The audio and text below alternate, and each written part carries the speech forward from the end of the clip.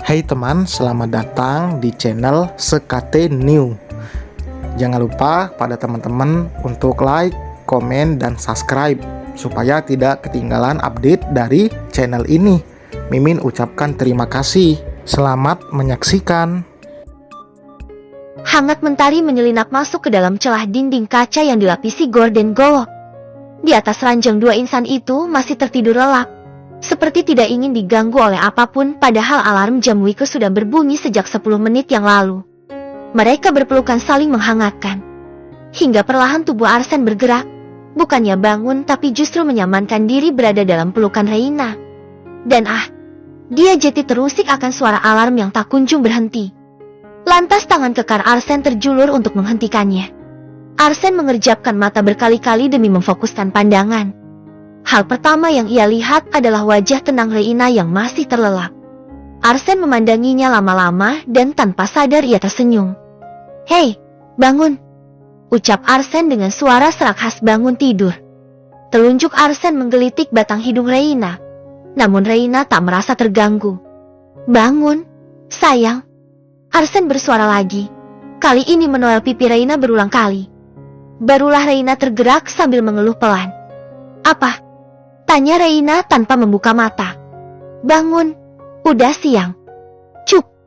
Arsen mengecup bibir Reina tanpa aba-aba. Reina pun langsung membuka mata kaget. "Morning kiss," jelas Arsen kemudian. Reina buru-buru memeluk Arsen lagi demi menyembunyikan semburat di wajahnya. Pria itu pun tersenyum gemas. Arsen mengambil ponselnya dari atas nakas. "Udah jam 9, loh. Mau sarapan apa biar saya pesan online?" tanya Arsen sambil membuka aplikasi di benda pipihnya. "Samain aja dengan Pak Arsen," jawab Reina yang belum sadar sepenuhnya. Jeti ya, dia tidak bisa berpikir jernih. Oke. Reina kembali tidur selama Arsen mengutak-atik ponsel. "Hei, Reina!" "Yap." Akhirnya Arsen kesal mendapati Reina tertidur lagi. "Iya, saya bangun. Kok nih melek?" Reina membuka mata lebar dengan capit tangan. Padahal kedua matanya jelas masih merah akibat mengantuk. Arsen geleng-geleng kepala. Alhasil ia bangkit dan turun dari kasurnya. Arsen kembali meletak ponselnya di atas nakas lalu beralih ke ruang di samping ranjang bagian Reina. "Pak Arsen mau ngapain?" tanya Reina yang didekati. Arsen merunduk meraih tubuh Reina. "Pak Arsen jangan macem-macem loh. Ini masih pagi hawa." Sontak Reina menjerit karena Arsen tiba-tiba saja menggendongnya seperti karung beras. "TURUNINN," acak Reina sambil memukuli punggung Arsen dengan kesal, tapi Arsen justru membawa Reina ke kamar mandi. "Kayaya!" Lagi-lagi Reina berteriak dari dalam kamar mandi berkat Arsen yang menyalakan air. Arsen dengan perasaan tak bersalahnya keluar dari sana dengan tawa puas meninggalkan Reina yang kedinginan di dalam. "Pak Arsenn, saya nggak akan memaafkan Anda." "Wah, jadi gini rasanya berada di kota orang." Mata Reina penuh binar ketika sedang dalam perjalanan di dalam mobil bersama Arsen. Reina melongo keluar jendela demi memperhatikan sekelilingnya. Arsen yang melihat hal itu merasa ngeri. "Bahaya, Rein," tegas Arsen sembari menarik pundak Reina masuk. "Wah, Golden Gate udah pindah ke Indonesia?" "Ya, Pak. Itu jembatan Ampera, Rein." "Oh, sejak pindah namanya diganti. Gimana cara mindahinnya sih?" "Penasaran saya." Arsen menepuk jidatnya. "Terserah kamu. Duduk yang benar atau saya turunin di pinggir jalan." Reina melotot sedih. "Kambuh nih galaknya?" tanya Reina memelas. Arsen menghela napas gusar. Sekali lagi mencoba sabar menghadapi sikap absurd Reina yang seperti baru saja keluar dari dalam goa. "Makanya jadi orang jangan kampungan. Kalau kamu kesambar motor dari belakang gimana? Suka bikin saya khawatir," omel Arsen. "Iya, maaf. Saya gak akan ulangi lagi." Sesal Reina yang mana ia menunduk dalam. Namun diam-diam merasa senang dengan omelan Arsen barusan. Pulang kerja nanti Pak Arsen mau belanja gak? Kan boros kalau harus pesen makanan terus." Reina memberi saran setelah beberapa saat hanya diam saja. "Kamu mau masak?" Arsen memastikan. Kenapa enggak? Kan saya ikut makan juga. Terserah kamu deh. Oke, nanti kita belanja bahan masakan. Mobil yang dikendarai Arsen dan Reina berhenti tepat di sebuah tanah lapang yang sedang dioperasi oleh mesin dan traktor. Arsen turun dan disusul dengan Reina. Mereka langsung menuju beberapa orang yang mengenakan topi kuning di sana. Hoho, senang bertemu dengan Anda lagi, Bos Arsen. Saya sangat bangga karena Anda sudah mempercayai saya menjadi arsitek dalam pembangunan proyek baru kali ini, ujar salah satu pria yang di sana. Beliau langsung menjabat tangan Arsen dengan santun. Sama-sama, Pak Ridwan. Ini juga berkat kerja keras Anda. Ridwan melempar senyum bahagia. Mari, Pak. Saya akan perlihatkan lebih dekat. Arsen mengangguk sebelum mengikuti langkah Ridwan. Di belakang Reina mengikuti. Hanya saja mereka tak menyadari dari kejauhan beberapa orang berbisik-bisik. Dia adalah Cleo dengan anak buahnya. Ekspresi mereka terlihat mencurigakan. Halo, Reina.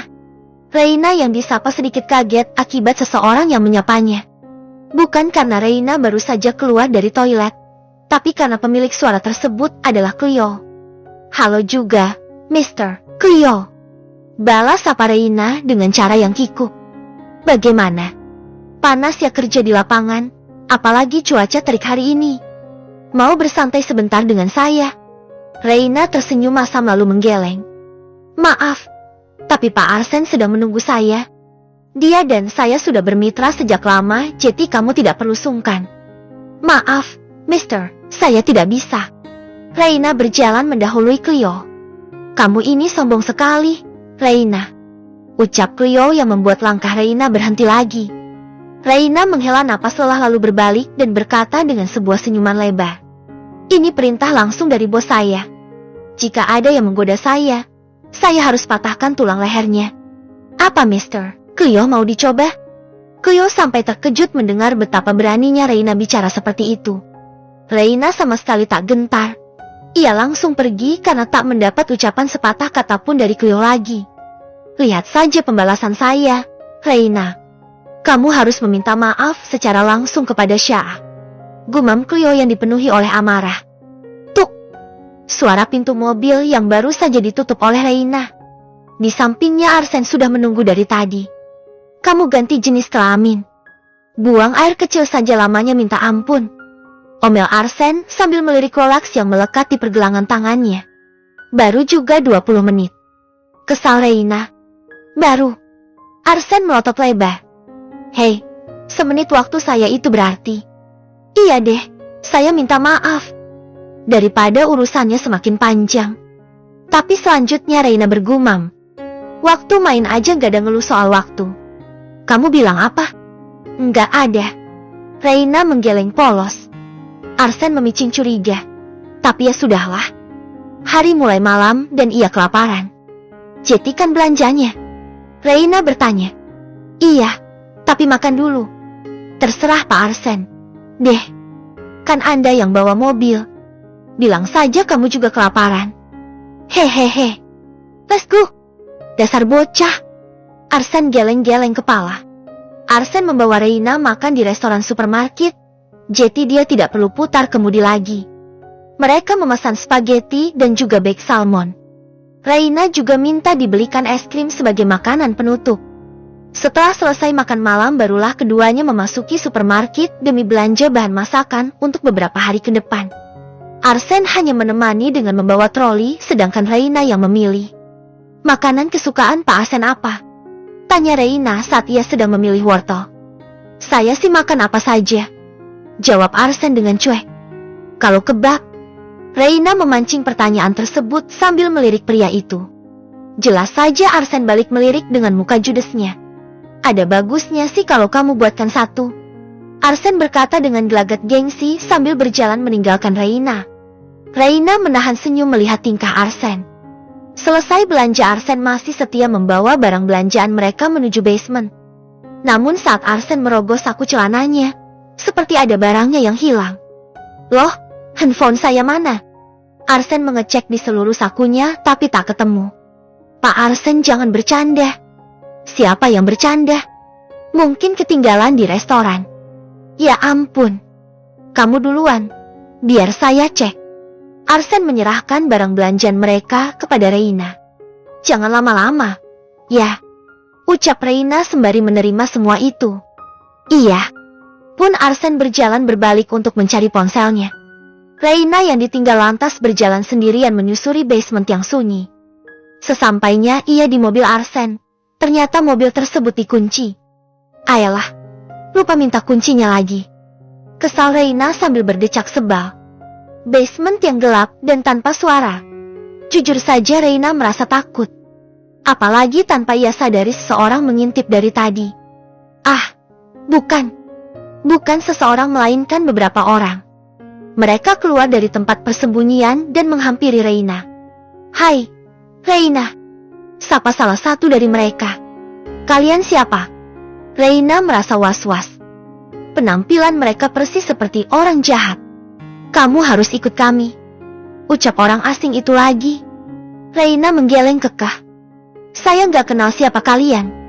Tapi bos kami ingin bertemu dengan Anda. Tangkap dia. Reina berteriak ketakutan. Ia tak lagi memperdulikan barang belanjaannya. Perempuan tersebut mencoba menghindar. Tapi yang namanya dikepung ia pasti tidak bisa kabur. Dua orang mencegat masing-masing tangan Reina. Lepasin. Telung. Sebuah mobil datang dan berhenti. Sopirnya juga komplotan mereka. Salah satunya membuka pintu dan menyuruh Reina masuk. Gak mau. Lepasin.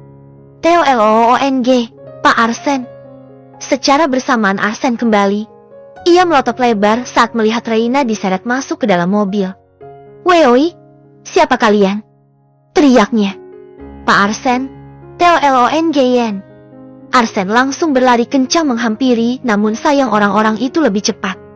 Mereka semua sudah masuk ke dalam mobil dan mobil itu pergi berlalu. Arsen masih berlari.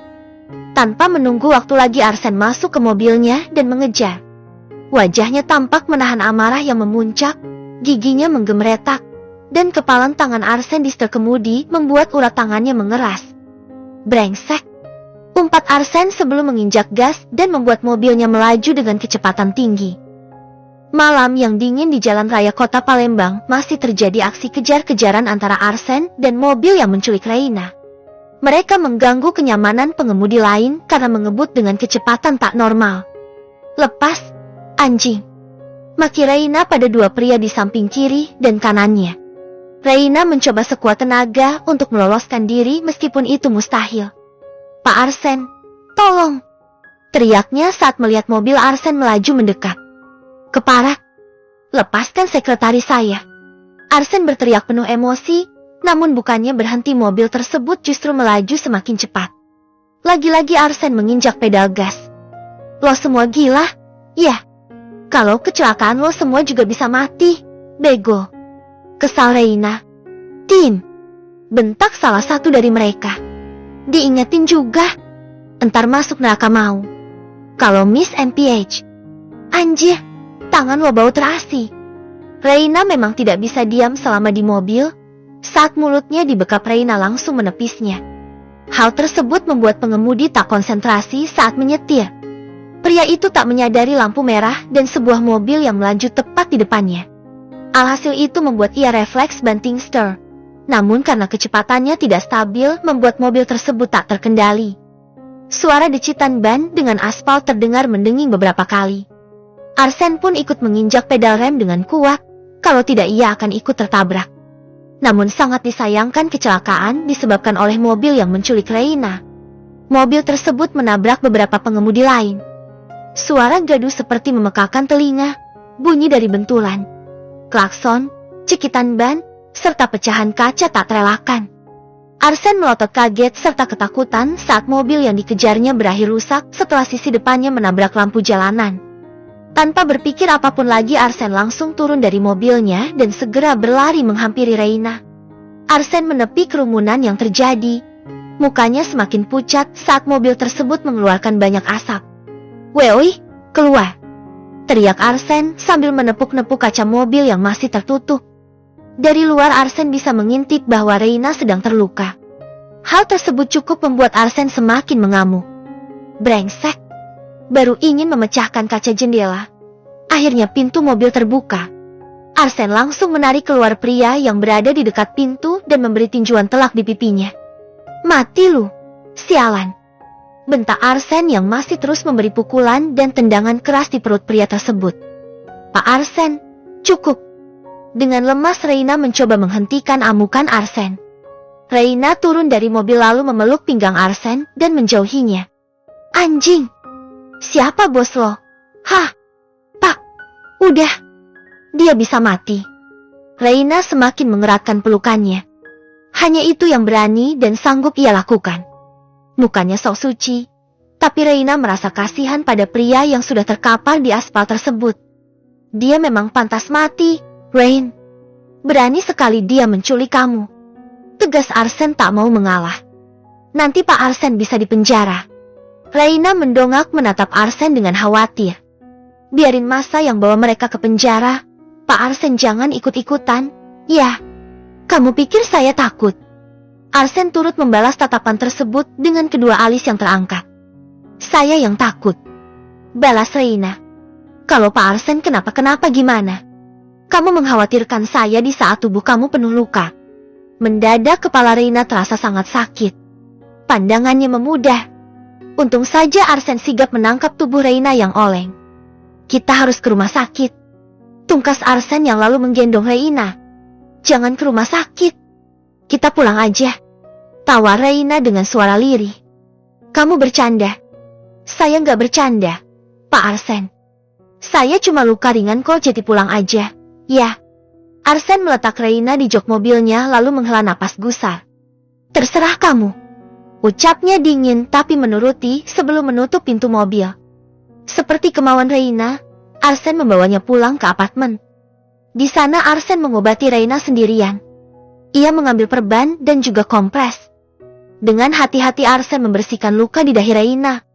"Oh, pelan-pelan," ringis Reina yang masih saja kesakitan. "Ini juga pelan-pelan. Kamunya aja yang bawel," balas Arsen. "Lihat tuh tangan Pak Arsen aja banyak uratnya gitu. Biarpun pelan-pelan juga tetap sakit." Reina memegangi tangan Arsen dan memperlihatkan pada si pemiliknya bagaimana bentuk tangannya sendiri. Arsen berdecak kesal.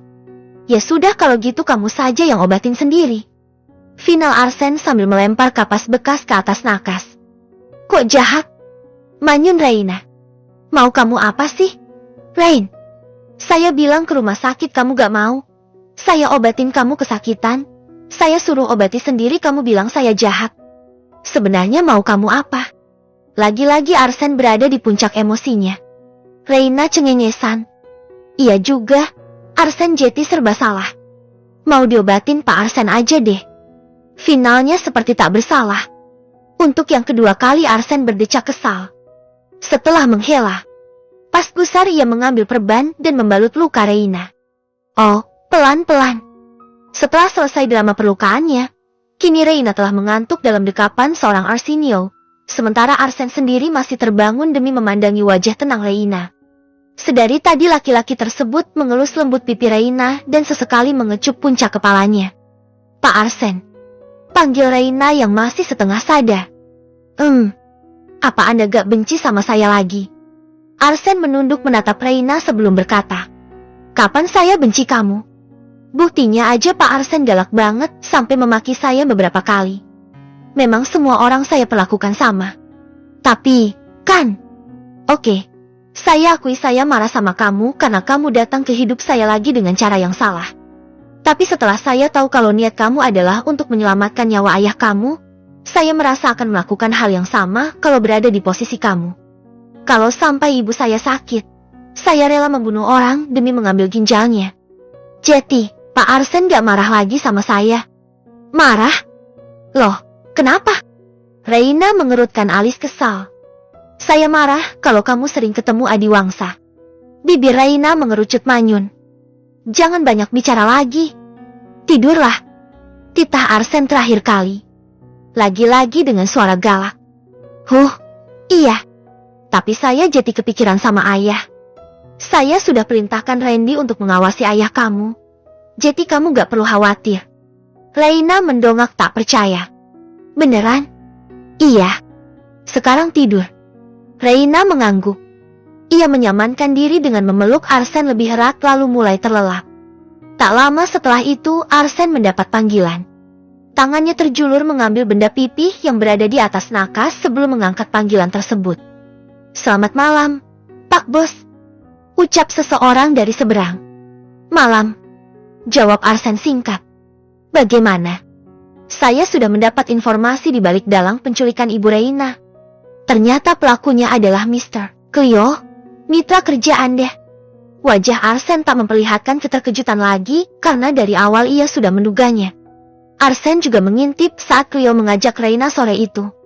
Tatapan Arsen menajam dan mukanya menjadi ketat pertanda bahwa ia sedang menahan amarah. "Di mana pria tua itu sekarang?"